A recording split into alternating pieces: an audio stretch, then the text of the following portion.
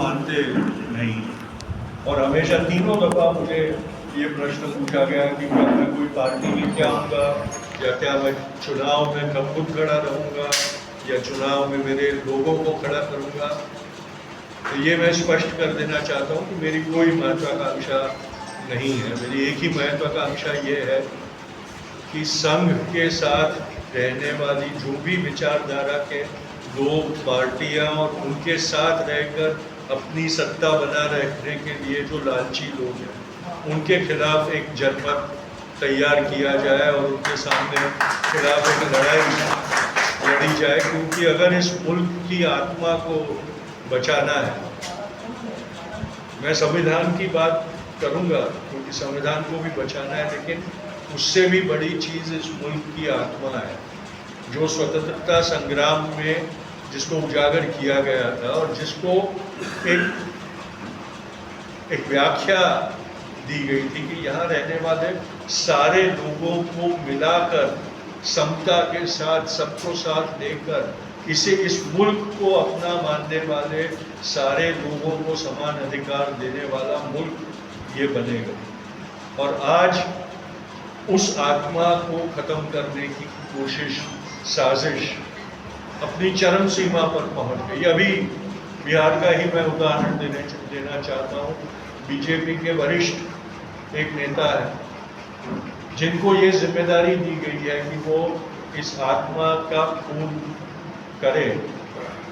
उन्होंने बिहार के मुसलमानों के बारे में ये कहा कि मुझे उन नमक हरामों का वोट नहीं चाहिए। ये शुरुआत है। प्रधानमंत्री जी भी आने वाले और प्रधानमंत्री जी चुनाव के वक्त कैसे जुमले कसते हैं और कैसी कैसी बातें करते हैं हम सब जानते हैं। वो फिर बहाना बनाते हैं कि भाई चुनाव प्रचार में ऐसी बातें करते हैं, फिर बाद में हम प्रधानमंत्री का अपना रोल अदा करते हैं। लेकिन जो जहर समाज में बोने का काम वो करते हैं, वो इसी तरह से वापस चलता है। जिन बीजेपी के जिस नेता ने ये कहा कि हमें नमक हरामों का वोट नहीं चाहिए, मैं उनको ये याद दिलाना चाहता हूँ कि भारत के जो मुसलमान हैं वो उनके वंशज हैं जिन्होंने अपनी इस मुल्क के साथ की नमक हलाली का प्रमाण 1947 में आज़ादी के वक्त दे दिया था, जब पार्टीशन हुआ और पाकिस्तान और भारत का विभाजन हुआ। तो जो मुसलमान यहाँ रह गया उसने तब सबसे बड़ी साबिती दी कि ये मेरा वतन है, ये मेरी ज़मीन है, ये मेरा घर यहीं पर है, मैं यहीं रहूँगा। उससे ज़्यादा बड़ी वफादारी का सबूत किसी और ने आज तक दिया नहीं।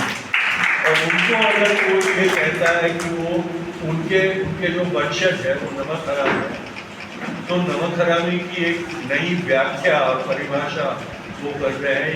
इस बात को हमने याद रखना है। ये जो एक फितरत है उसे हराने के लिए हमें रास्तों पे आना पड़ेगा, हमें चुनाव का भी इस्तेमाल करना होगा। बाकी बहुत सारी बातें मैं कई जगहों पे घूमा बिहार में, और जो विकास के पोस्टर मैंने देखे बिहार में सारी जगहों पर, उनकी जो साइज थी, उनका जो चमक दमक था, बस उसी में लग रहा था कि विकास हो रहा है। मेरा पहला दौर था, चंपारण से हमने शुरुआत की थी, और उस रात जब हम पहुंचे तो मोतिहारी में आंधी, बरसात हुआ, पहला सीजन का पहला बरसात था, और आंधी के साथ, तूफान के साथ वहाँ बारिश हुई थी। और जो स्वाभाविक है वैसा उस दिन हम शाम को एक गांव में रुके थे। जब उस गांव में पहुंचे तो बिजली गायब थी। तो हमने पूछा कि क्या हुआ, बोले आंधी आई तो बिजली गई। वो इतने स्वाभाविक तरीके से उन्होंने कहा कि ऐसा लग रहा था कि वहाँ के लोगों का ये मन में बैठ गई हुई बात है कि हवा चलती है, आंधी आती है तो बिजली को तो जाना ही है।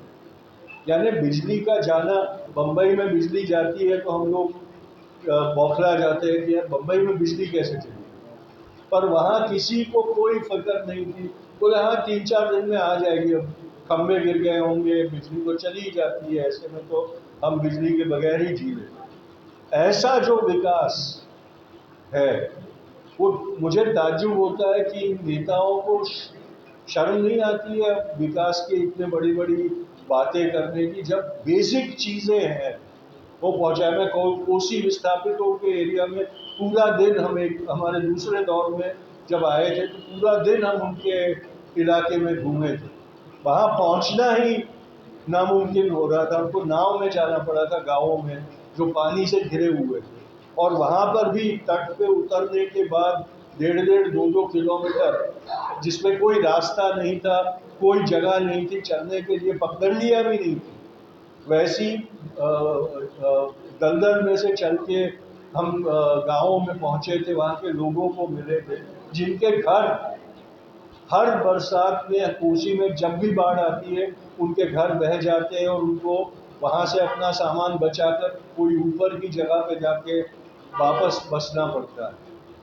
जहाँ के गांव हर साल नई जगह पर उनका तबादला हो जाता है क्योंकि वो रह ही नहीं पाते अपने गांव में।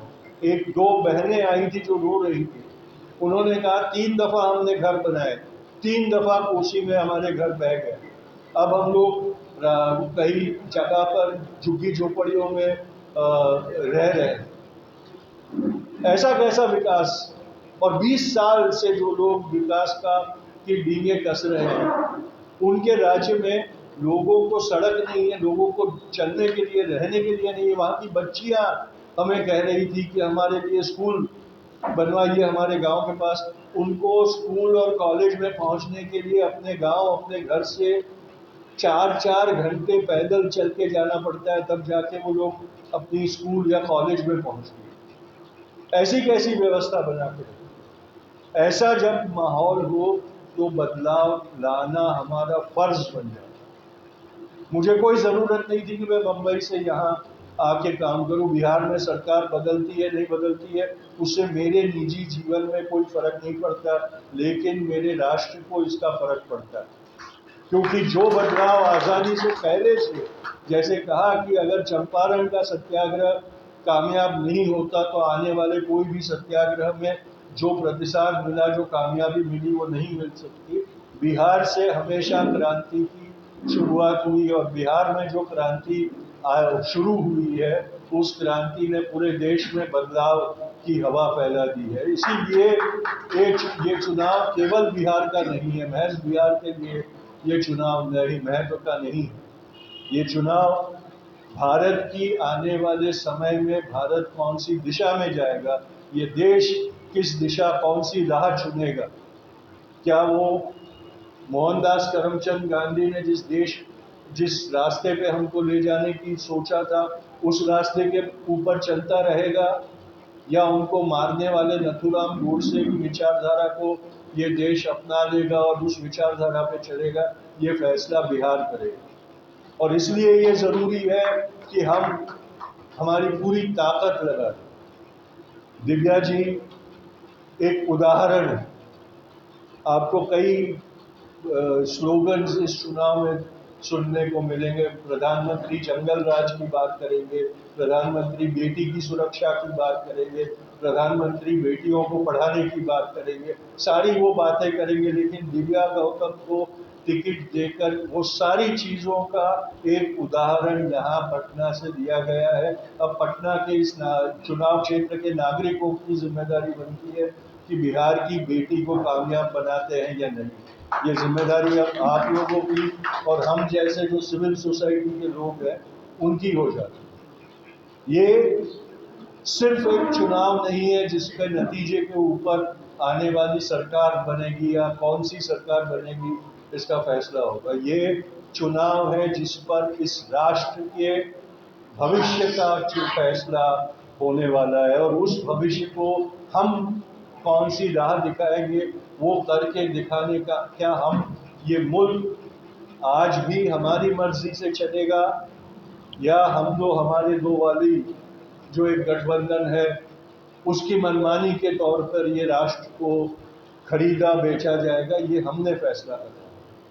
लोकतंत्र है, जनतंत्र है, चुनाव की चोरी हो रही है, मत की चोरी हो रही है। इस बार बिहार ने ये लोगों के सामने बहुत स्पष्ट तरीके से रख दिया। भले सुप्रीम कोर्ट का फैसला कोई भी हो या चुनाव आयोग अपनी मनमानी में कामयाब होते हुए दिखाई देता हो या नहीं, लेकिन लोगों को ये बात पर भरोसा हो गया है कि चुनाव आयोग बेईमान है। और ये ज़रूरी है कि ये बात हम स्पष्ट करते रहे और उनको चोरी करने का रास्ता आसान ना करें। इसके लिए चौकन्ना रहना बहुत ज़रूरी होगा कि वो चुनाव आयोग की चोरी को रोक पाए, क्योंकि ये भी हमारा एक नागरिक अधिकार है जिसको छीनने की कोशिश की जा रही है। ये सारी चीज़ों को हमने समझना बहुत ज़रूरी है। देश में जो हालात हमारी शैक्षणिक संस्थाओं का हो रहा है वो भी देखना बहुत ज़रूरी है। मैं मुंबई से आ रहा हूँ। मुंबई में Tata institute of social sciences नाम की एक बहुत नामी संस्था है, जिसको एक लिबरल थॉट, एक प्रोग्रेसिव थॉट का इंस्टीट्यूशन माना जाता था। और वहाँ के विद्यार्थी जो थे वो जेएनयू के जैसे ही एक प्रखर नागरिक कर्तव्यों के लिए जागरूक और सोचने वाले विद्यार्थियों के तौर पर उनको माना जाता है। अभी अभी जीएन साई बाबा जी की पुण्यतिथि आ रही थी। वहाँ के स्टूडेंट्स ने एक बहुत ही शांतिमय सभा का आयोजन किया, जिसमें वो लोग अपने प्रोफेसर को श्रद्धांजलि देना चाहते थे। इसके अधिकारियों ने पुलिस में शिकायत दर्ज करवा दी कि ये गड़बड़ी करने का, आंदोलन करने का एक ये है। और पुलिस ने उन विद्यार्थियों को, कोई गुनाह नहीं था, उन्होंने कोई गुनाह नहीं किया था, पर उनके ऊपर एफआईआर लगा के उनके ऊपर कोर्ट केस दर्ज कर दिए। ये मामला हमारे सारी कॉलेजों में, यूनिवर्सिटीज़ में और हमारी पढ़ाई लिखाई के विद्यालयों में यही सिलसिला चलता है। उसके थोड़े दिनों पहले जेवियर्स कॉलेज ने स्टैन स्वामी के मेमोरियल लेक्चर के लिए, जो हमेशा होता था, उसको परवानगी देने से रोक लगा दी। बोले, मना कर दिया कि हम इस बार ये स्टैन स्वामी मेमोरियल लेक्चर यहाँ करने नहीं। ये जो फितरत आ गई है हमारे मुल्क में और हमारे इंस्टीट्यूशंस में, उसके खिलाफ एक जनमत पैदा करके एक आंदोलन करना ज़रूरी है। और वो आंदोलन बिहार के विधानसभा इलेक्शंस में हम लोग एक उदाहरण दिखाकर शुरुआत कर सकेंगे। अब हर वो रास्ता जिससे इस सरकार का विरोध, चाहे वो राज्य की सरकार हो या राष्ट्र की सरकार हो, उसका विरोध करने का हर वो रास्ता हमें इख्तियार करना पड़ेगा। लोहिया जी ने जो कहा था कि जब रास्ते सूने हो जाते हैं तो संसद आवारा हो जाती है, वो ये सांसद आवारा हो गई। अब उनको ठीक करने के लिए हमने रास्तों पर क्रांति करनी पड़ेगी, चाहे वो बैलेट बॉक्स में से हो या रास्तों के आंदोलन में से हो। सारी चीज़ों को करने के लिए हमें अब तत्पर रहना ज़रूरी हो गया है। इसके सिवा हमारे पास और कोई चारा रहा नहीं। आने वाले 8 दिनों में मैं बिहार में बाकी इलाकों में भी दौरा करूंगा, प्रत्याशियों के साथ कैंपेन करूंगा और जनसभाओं को भी संबोधित करूंगा। और ये सारी बातें दोहरा कर लोगों तक पहुंचाने वाला। आप लोगों से मेरा हाथ जोड़ के निवेदन है कि दिव्या जी को कामयाब करके आप एक ऐसा उदाहरण बिहार में एस्टैब्लिश करें कि जो बापू के वक्त बिहार की इमेज बनी थी कि क्रांति की शुरुआत यहाँ से होती थी, क्रांतिकारियों की शुरुआत यहाँ से होती थी। चाहे वो हमारे क्रांतिकारी शहीद थे, वो भी यहाँ से आते थे, और जो सत्याग्रही थे उनकी भी लीडरशिप यहीं से पैदा होती है। उसी तरह अब जब हमें और आज़ादी की जंग लड़नी है, तब बिहार ही एक मिसाल बना के दिखाए, और ये असेंबली इलेक्शन में उसकी शुरुआत है। ये मेरी विनती है। बहुत बहुत शुक्रिया, आप लोग सब यहाँ आए और मुझे ये मौका दिया बात करने का। बातें चलती रहेंगी, लेकिन अब वक्त आ गया है काम करने का। जय हिंद, बहुत बहुत शुक्रिया।